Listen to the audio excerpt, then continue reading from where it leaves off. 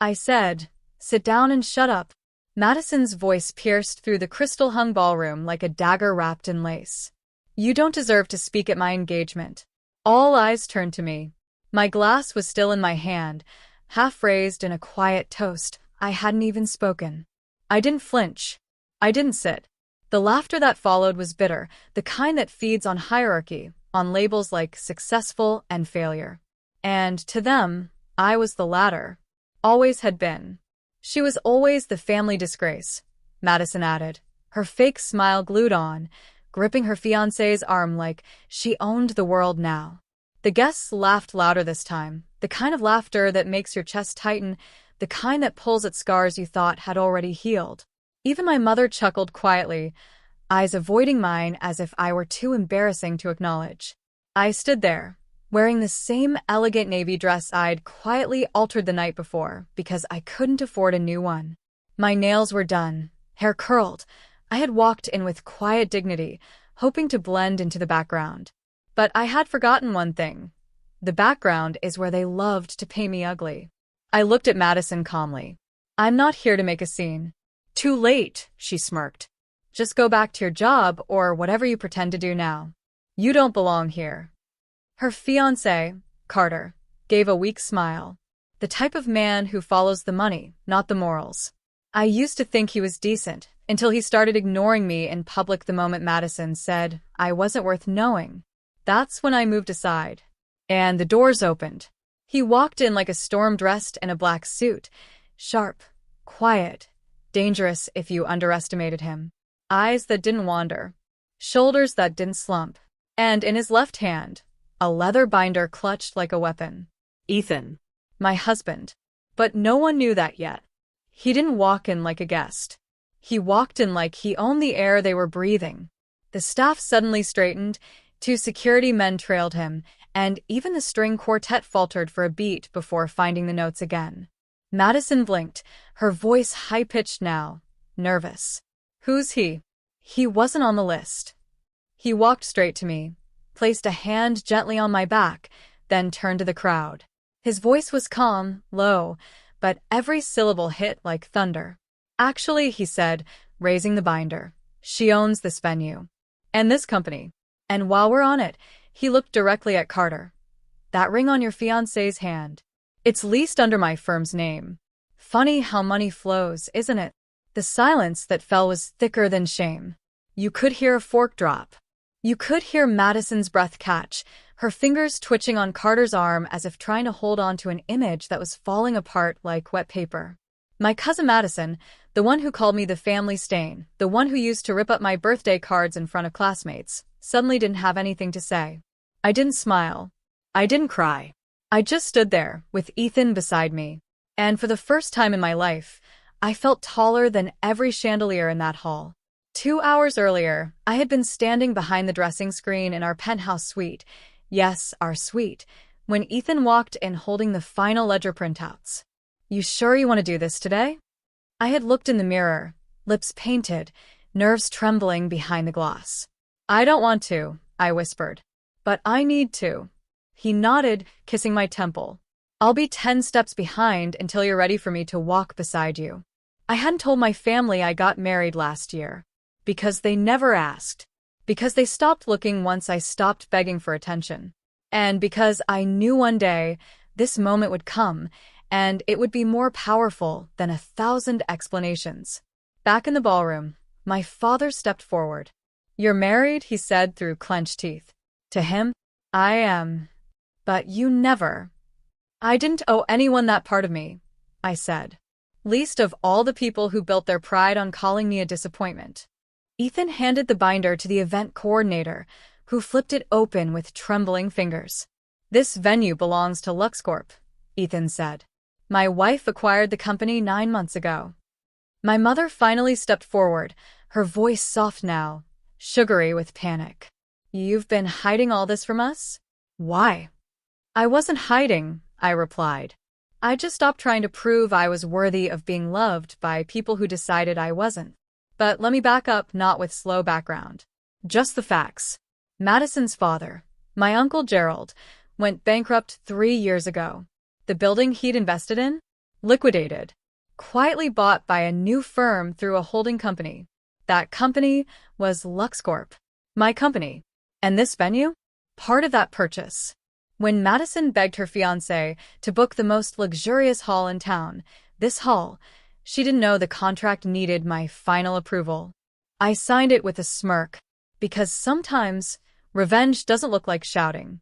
Sometimes it looks like silence. And power. And the ability to end a room with just a name. Mine. Madison's engagement party had turned into something else entirely. No music played. No servers moved. The room hung in awkward, brittle silence like a chandelier on the verge of falling. Everyone was still processing what had just happened. My cousin stood frozen, her breath sharp, her posture stiff. The sparkle of her expensive engagement ring suddenly looked dull. Carter leaned slightly away from her, uncomfortable under Ethan's presence. You could tell he wasn't used to being around men who didn't play pretend. My father was the first to snap. "Is this a joke?" he barked, stepping forward, trying to insert himself like he always did when he didn't have the upper hand. "You expect us to believe you own this place? You, who used to fail math tests and cry over job interviews." I met his gaze head-on, unflinching. "I remember those days too. But I also remember you never once believed I'd rise above them." Ethan didn't interrupt. He simply stood there, quietly lethal, like a shield I never had growing up. My father sneered. "You've always been emotional. Weak. Just like your mother." A quiet gasp came from the left side of the room, from Aunt Celia, probably. But my mother said nothing. She just clutched her purse and looked at the marble floor. I turned to Madison. "You wanted to humiliate me today. You got your wish, only the script flipped." "I didn't know," she stammered. "I didn't know it was your place." "You didn't care," I interrupted. "You never cared about anything except being adored. It's all about image with you. And now that image is cracking." Madison's eyes flared. "Why didn't you tell anyone you were married?" "Because I knew how it would go," I said softly. "You'd twist it. You'd mock it. You'd say he was too good for me, or that I bought him somehow." She flinched. "I protected what was mine," I added. "And that included Ethan." I turned to the guests, the same people who had laughed earlier. "All of you, none of you ever asked how I was doing. Not when I worked double shifts. Not when I got evicted. Not when I buried my best friend alone, because no one from the family came to the funeral." A whisper of shame trickled through the room like a draft through a cracked door. "And now that I'm standing tall," I said, "you want answers. You want a piece of this moment." My hands trembled slightly, not from fear, but from finally saying everything I had rehearsed in mirrors for years. "But I don't owe you this speech," I continued. "This isn't for you." Ethan leaned closer and whispered, "You're doing more than fine." Carter finally spoke, nervously adjusting his tie. "Look, I didn't know about the company thing. I just proposed because I love Madison. This has nothing to do with." "You proposed with a ring that belongs to my firm," Ethan said flatly. "So yeah, Carter, it has everything to do with me." I let the words hang. Because Carter was never innocent. He'd gone along with every snide comment. He was at the family barbecue where Madison made me clean up after everyone like I was staff. He never once said a word in my defense. "Do you want it back?" Madison suddenly snapped. "The ring? Is that what this is about? You want to ruin my day?" I tilted my head. "It was already ruined the moment you opened your mouth." The guests were silent.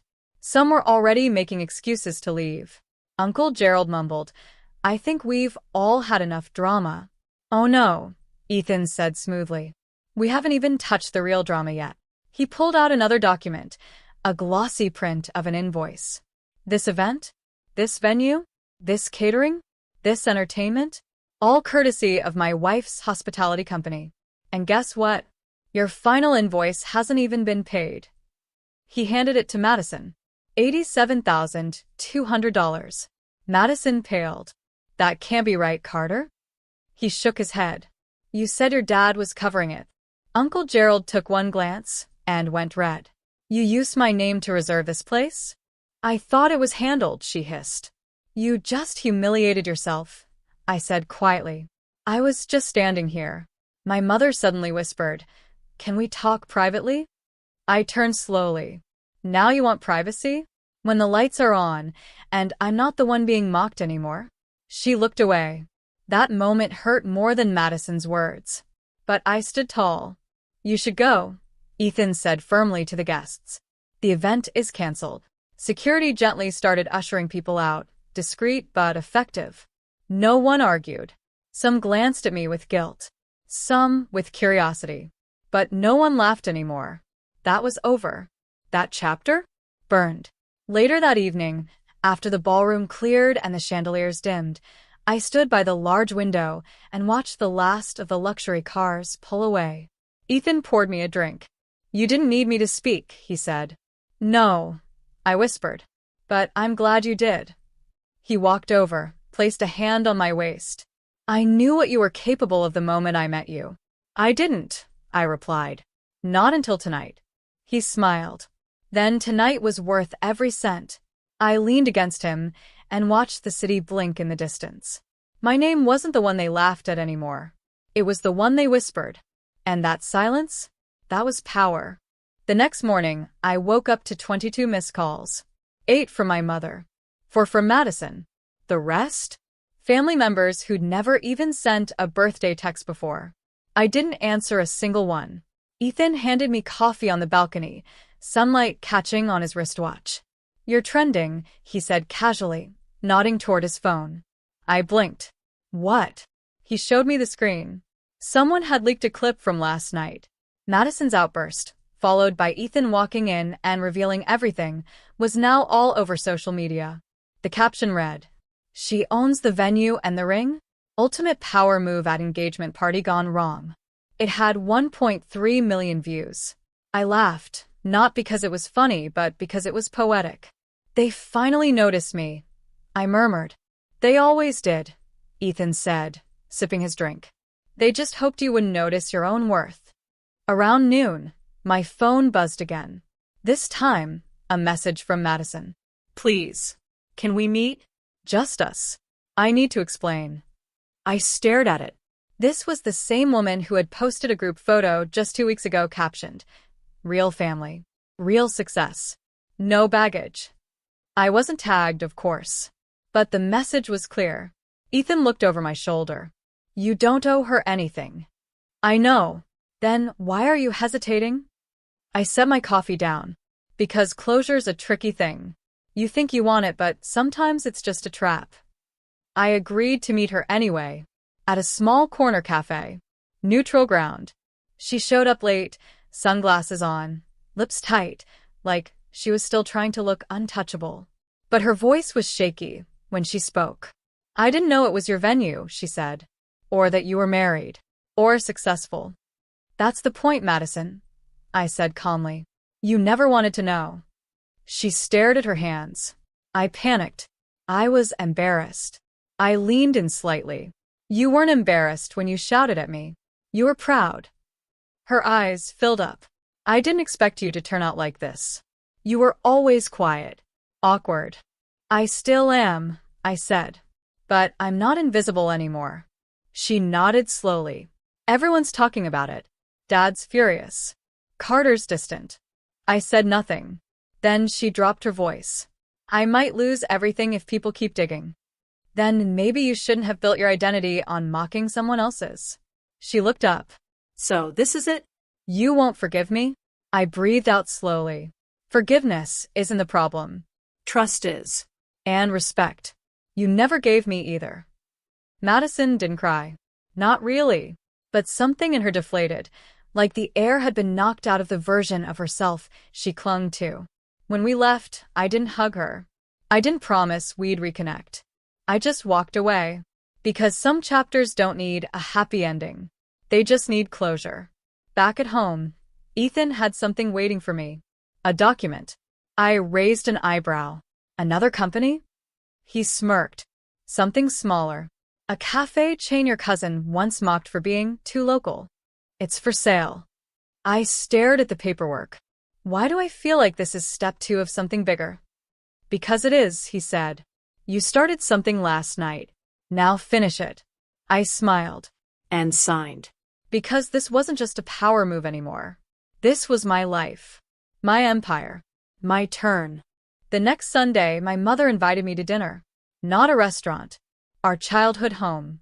The same house where Madison once locked me in the basement because I talked too much. The same kitchen where my father said, "You'll never make it on your own. You need us more than we need you." I said no at first. But then Ethan said something that shifted everything. Sometimes, letting them speak just gives you more proof that you've already outgrown them. So, I went. The house looked smaller. Funny how things shrink when you stop fearing them. Madison opened the door in silence. Her hair wasn't curled. Her voice wasn't sharp. Inside, the air was thick with tension. You could hear the forks on plates before anyone said a word. My father cleared his throat. "You've made quite a name for yourself." I didn't respond. I just looked around. Photos of Madison on every wall. None of me. Not even from when we were kids. My mother served food like it was any other day. Like she hadn't stood silently while I was being mocked. "We wanted to talk," she said carefully, sitting down. "As a family." I stayed standing. Madison looked down. "I messed up." I stayed quiet. My father sighed. "We might have been hard on you, but we didn't expect you to throw it all back in our faces." That's when I left. Soft. Tired. Honest. "I didn't throw anything," I said. "I just stopped catching what you kept throwing at me." My mother looked hurt. "We were trying to protect you." "From what?" I cut in. "From ambition? From becoming something without your permission?" No one answered. So I gave them the one thing they weren't ready for. "I'm not angry," I said. "I'm not here for apologies. I'm here to let you know I don't need your approval anymore." Madison whispered. "Then why'd you come?" I looked at her. To prove I could walk into this house without shrinking. When I walked out 20 minutes later, I didn't look back. Ethan was waiting in the car, engine running, music low. "You good?" he asked. "I'm better than good," I said. "I'm done." He took my hand. And that moment right there in the car felt like the cleanest kind of freedom. Because forgiveness doesn't always look like reunion. Sometimes, it's just not needing their version of love anymore. The next day, my assistant called. "Your name's been requested for a magazine interview," she said. "Cover story. They want to talk about your journey, your brand, your resilience." I smiled. "Let's do it," I said. Because for the first time in my life, I wasn't a footnote. I was the headline. The magazine cover hit shelves 2 weeks later. The woman they called a disgrace now owns what they once denied her. My photo was simple. No glam squad. Just me in a black suit, no jewelry, standing in front of the same venue where Madison screamed at me. And inside, my full story. The real one. No sugarcoating. The layoffs. The rejections. The night I slept in my car. The day I met Ethan when I spilled coffee on his laptop and still apologized like it was all my fault for existing. And how he didn't pity me, he saw me. The feature went viral. Not because I was flashy, but because I was honest. That same week, Ethan and I hosted a formal event at the newly renovated rooftop of the venue. Yes, that venue. This time, the guest list was mine. And this time, I invited people who'd once been in the shadows like me. The quiet assistants. The overlooked waitstaff. The interns Madison once laughed at. They arrived dressed in power. The room sparkled. Not from chandeliers, but from pride. A reporter asked me during a quiet moment, "If your family walked in right now, what would you say?" I looked out over the city and said, "Nothing." They'd finally be quiet enough to listen. Later that night, as Ethan and I sat alone watching the skyline, he placed a small envelope in my hand. Inside was a letter. From the bank. "Final approval," he said. "The cafe chain is yours. Fully. No partners. All in your name." I stared at the words. "Why do I feel nothing?" I asked quietly. "Shouldn't this feel like the big moment?" He smiled. "Because this isn't the moment. You are." I leaned into him, heart full. This wasn't about revenge anymore. It wasn't about proving them wrong. It was about finally living in a world where I didn't have to shrink to make others comfortable. Weeks later, I heard Madison and Carter broke off their engagement. The ring was returned. Quietly. I never asked for it back. I didn't need to. She sent one more message. You won. I get it. You got everything. I didn't reply. Because it wasn't a competition. It never was. I just stopped losing the moment I stopped playing their game. And maybe the most powerful thing I did was walk into their world, own it quietly, and leave the door open for someone else like me. Because rising isn't about being seen. It's about never again asking permission to exist.